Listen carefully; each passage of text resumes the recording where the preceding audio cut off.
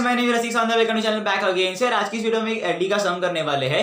इसके पहले भी मैंने मतलब 3-4 वीडियोस हम एलडी के समस कर रहे हैं। अगर आपको वो वीडियोस देखने के तो आई बटन पे क्लिक करो तो मिल जाएगी, या फिर डिस्क्रिप्शन बॉक्स में मैंने वो वीडियोस की भी लिंक देके रखा है, प्लेलिस्ट का भी लिंक देके रखा है, तो वहां से आप वो वीडियो रेफर कर सकते हो। पर फिलहाल के लिए इस वीडियो का हम शुरू करते हैं। हमें एग्जांपल दिया गया वो इस तरह से है, y into dx by dy equal to x minus y into x square into sin y, और ये मुंबई यूनिवर्सिटी के मई 2008 के पेपर में आया हुआ है। अगर आप इस इक्वेशन को गौर से देखो तो ये किसी एलडी के स्टैंडर्ड फॉर्म में नहीं आता है, ना कि x और ना दोनों में नहीं आता है। बट अगर आप देखोगे तो ये dx by dy मतलब ये शायद से एलडी इन x में आ सकता है। बट यहाँ पे प्रॉब्लम क्या हो रहा है इस टर्म के साथ, यहाँ पे y है, तो हम क्या कर सकते हैं, इसे हम इरेडिकेट कर सकते हैं, मतलब यहाँ पे इसको फ्री कर सकते हैं y के से। अगर हमने y को यहाँ पे इधर डिनोमिनेटर में शिफ्ट कर दिया, डिवाइड कर दिया पूरे इक्वेशन को y के साथ। सो अभी मैं वही करने वाला हूँ, जिससे कि जो ये जो इक्वेशन है वो और थोड़ा सिंप्लीफाई हो जाए या फिर किसी टाइप में आ जाए। सो मैं अभी आपको सॉल्व करके बताता हूँ आपको आगे। सो डिवाइड करने के बाद जब हम y को डिवाइड करते हैं तो इस तरह से हमें इक्वेशन आ जाता है। तो अगर आप देखोगे तो ये जो y और ये जो y है ये कैंसल आउट हो जाते हैं। तो यहाँ पे सिर्फ x square into sign y यही टर्म बचता है, और बस बाकी कोई कैंसिल नहीं है। तो मैं अभी इसको जरा और अच्छे से लिख के बताता हूँ, मतलब इसका फाइनल आंसर फाइनल फॉर्म लिख के बताता हूँ आपको। जब y y कैंसिल हो जाता है उसके बाद में इस तरह से हमें इक्वेशन आ जाता है। तो अगर आप इस इक्वेशन को देखोगे तो अगर मैं इसको देखो यहाँ पे dx by dy है, तो देखोगे ये एक एलडी इन x में आ सकता है। और हमारे पास यहाँ पे देखोगे यहाँ पे x है, मतलब यहाँ पे x की पावर 1 है, तो यार हम लोग इसको एलडी इन x में ला सकते हैं। बट प्रॉब्लम क्या क्या हो रहा है यहाँ पे, ये आरएचएस में, ये जो टर्म है आरएचएस में, हम इसे एलएचएस में लेके आएंगे तो हम शायद से हम इसको एलडी इन एक्स में ट्राई कर सकते हैं, मतलब ला सकते हैं। तो अभी हम ट्राई करते हैं इसको। मैं यहाँ पे जो x बाय वाई टर्म है इसे मैं शिफ्ट कर देता हूँ लेफ्ट हैंड साइड पे। तो इस तरह से हमें इक्वेशन आ जाता है, जब हमने डो एक्स बाय डो y minus x by y equal to minus x y, इस तरह से हमें इक्वेशन आ जाता है जब मैं x बाय वाई को यहाँ पे शिफ्ट कर देता हूँ।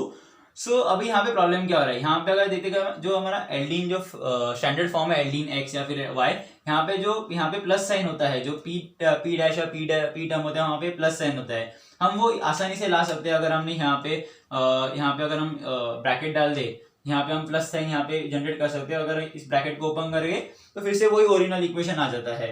बट प्रॉब्लम ये है, और इसके ऊपर भी ये भी प्रॉब्लम है। यहाँ पे देखो, यहाँ पे क्यू है, यहाँ पे ये क्यू डैश में हमें सिर्फ फंक्शन ऑफ वाई होना चाहिए, या फिर क्यू है तो ये फंक्शन ऑफ एक्स होना चाहिए।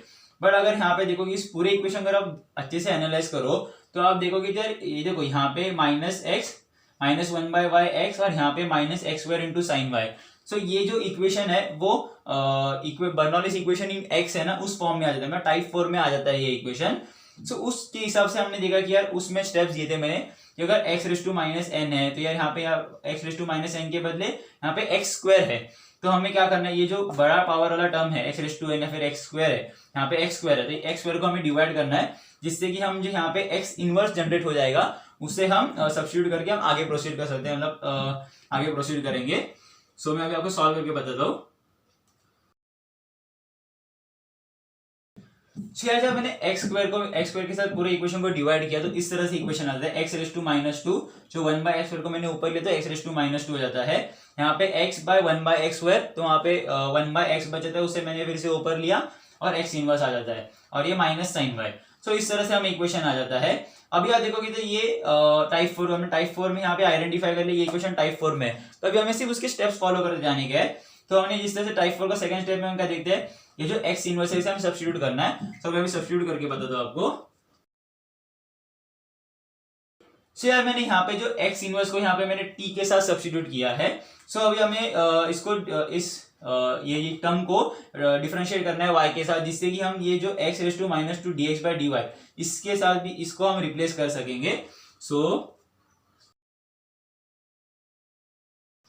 इस तरह से इक्वेशन आ जाता है जब हम यहाँ पे डिफरेंशिएट करते हैं y के साथ x raise to minus 1 equal to t को। सो यहाँ पे minus 1 x raise to minus two dx by dy। So अगर आप देखोगे ये जो इक्वेशन है minus 1 x raise to minus two dx by dy, यहाँ पे x raise to minus 1 dx by dy है। तो अभी हम क्या कर सकते हैं, इस पूरे इक्वेशन को माइनस 1 के साथ मल्टीप्लाई करेंगे तो हम आसानी से x raise to minus 1 dx by dy equal to minus dt by dy हम सब्स्टिट्यूट कर सकते हैं, dt बाय dy को सब्स्टिट्यूट कर सकते हैं। सो अभी मैं यहाँ पे लिख के बताता हूँ आपको, जिससे कि आपका आइडिया क्लियर हो जाए। इस तरह से इक्वेशन आ जाता है जब हम -1 इस इक्वेशन को -1 के साथ मल्टीप्लाई कर देंगे। सो अभी हमें क्या करना है, अभी हमें सिर्फ सब्स्टिट्यूट करना है। तो अभी हम क्या कर सकते हैं, यहाँ पे मैं इस इक्वेशन को 1 मार्क करता हूँ, इसको मैं 2 और इसको मैं 3। तो देयरफॉर फ्रॉम 1, 2 एंड 3 हम जो वैल्यूज अज्यूम किए वो हम सब्स्टिट्यूट कर देंगे। सो यार जब फ्रॉम इक्वेशन 1, 2 एंड 3 हमने जब सब्स्टिट्यूट किया तो इस तरह से इक्वेशन आ जाता है। हमने यहाँ पे x⁻² dx/dy के बदले हमने -dt/dy यहाँ पे सब्स्टिट्यूट किया। यहाँ पे x इनवर्स था, उसको यहाँ पे मैंने t अज्यूम किया, तो यार यहाँ पे मैंने t सब्स्टिट्यूट किया, और यहाँ पे माइनस साइन में जिस तरह से है वैसे ही है। तो अगर आप देखोगे यहाँ पे सब में माइनस साइन कॉमन है, तो हम इसे कैंसिल आउट कर सकते हैं, कॉमन लेके हम कैंसिल आउट कर सकते हैं, या फिर -1 के साथ मल्टीप्लाई कर सकते हैं। सो मैं अभी आपको उसके बारे में इक्वेशन आपको लिख के बताता हूँ। सो इस तरह से इक्वेशन आता है जब हमने इस अबाव इक्वेशन को -1 के साथ मल्टीप्लाई कर दिया। सो अगर आप देखोगे अभी ये जो इक्वेशन है वो ये लीनियर इन टी आ जाता है। हमें पता है कि लीनियर इन टी का जो जनरल फॉर्मूला इस तरह से आता है, dt/dy plus p dash into t is equal to q dash, जहां पे ये जो p डैश है वो फंक्शन ऑफ y होना चाहिए या फिर कोई कांस्टेंट भी चल जाता है, और यहाँ पे भी सेम है, q dash function of y होना चाहिए या फिर कांस्टेंट हो सकता है। सो यार अभी हमारे जो टर्म्स है, जो हमारी कंडीशन है वो प्रूव हो गई।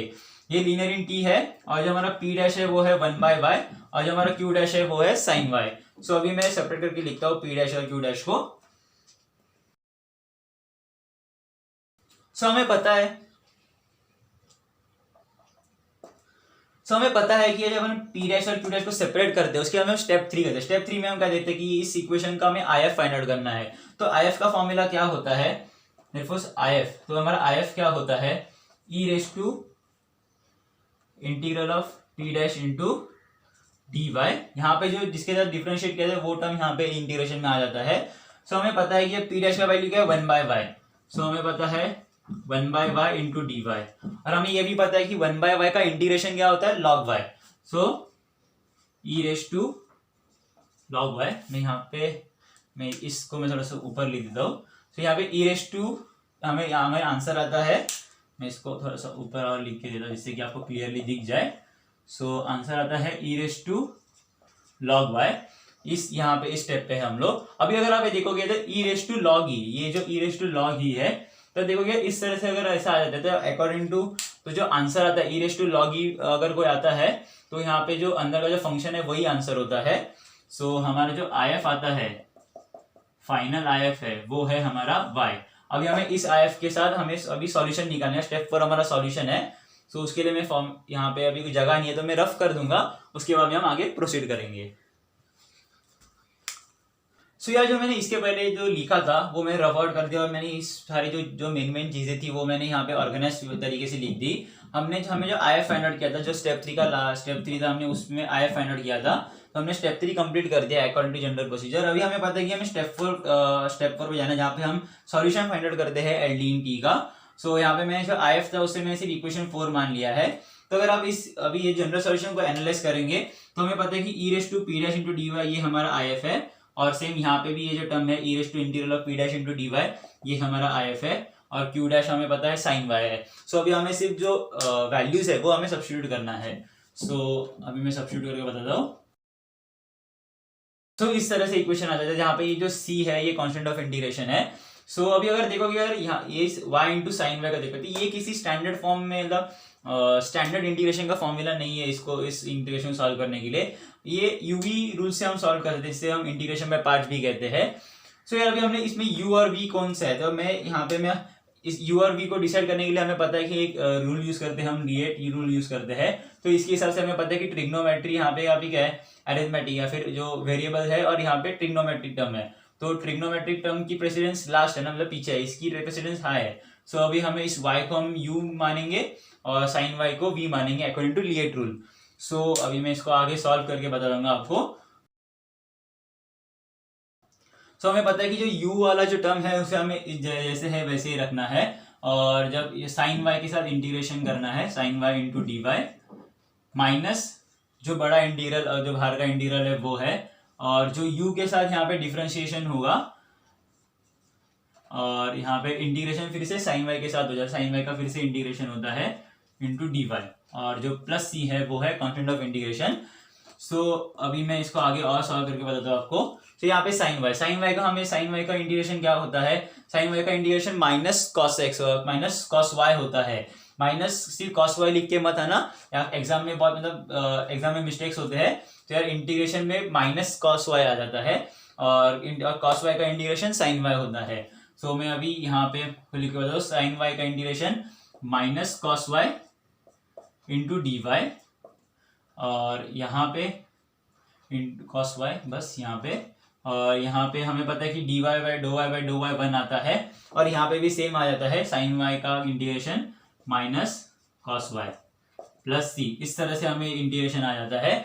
सो अभी आप देखोगे जब फिर से यहाँ पे इंटीग्रेशन होगा, इंटू डी वाई लिखना भूल गया। सो यहाँ पे फिर से इंटीग्रेशन होगा कॉस वाई का, बट यहाँ पे ये जो माइनस साइन को -1 लिख के हम इसे कॉन्स्टेंट करके बाहर निकाल सकते हैं, और सिर्फ कॉस वाई के साथ इंटीग्रेशन होगा तो कॉस वाई का हम इंटीग्रेशन पता है साइन वाई है। सो अभी मैं वो आपको करके बताता हूँ। सो इस तरह से इक्वेशन आता है जब हमने इंटीग्रेशन करते हैं कॉस वाई के साथ, तो इस तरह से आता है साइन वाई।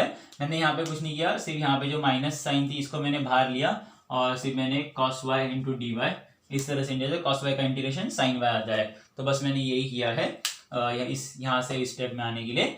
सो अभी हमें इस तरह से आ गया। अभी हमें सिर्फ यहाँ पे देखो, यहाँ पे अगर माइनस साइन को ओपन कर दे तो प्लस साइन आ जाता है। So t into y is equal to minus cos y plus sine y plus C. तो इस तरह से इक्वेशन आ जाता है। अभी हमें पता है कि अभी हमें यहाँ पे टी को हमें आइसोलेट करना पड़ेगा और सब्स्टिट्यूट भी करना है हमें। तो इसके पहले मैं इस टी को आइसोलेट कर देता हूँ। तो मैं इस पूरे इक्वेशन को y के साथ डिवाइड कर दूंगा। सो जब मैं इस पूरे इक्वेशन को y के साथ डिवाइड करता हूँ तो इस तरह से इक्वेशन आ जाता है। यहाँ पे ये जो y है, अगर मैं डिवाइड करता हूँ इस y को, तो यार यहाँ पे y आ जाता है, ये कट हो जाता है y। सो इसलिए यहाँ पे माइनस कॉस वाई रहता है। सो अभी हमने यहाँ पे t के बदले क्या सब्स्टिट्यूट किया था, x इनवर्स सब्स्टिट्यूट किया था। तो अभी हमें वो फिर से सब्स्टिट्यूट करना पड़ेगा, रिसब्स्टिट्यूट करना पड़ेगा। देयरफॉर इस तरह से इक्वेशन आ जाता है, इक्वेशन आ जाता है x, अगर हम लोग t को हम लोग फिर से रिसब्स्टिट्यूट करते हैं x इनवर्स फ्रॉम इक्वेशन 2 से करेंगे तो यहाँ पे x इनवर्स आ जाता है। तो ये है final solution for the given LD.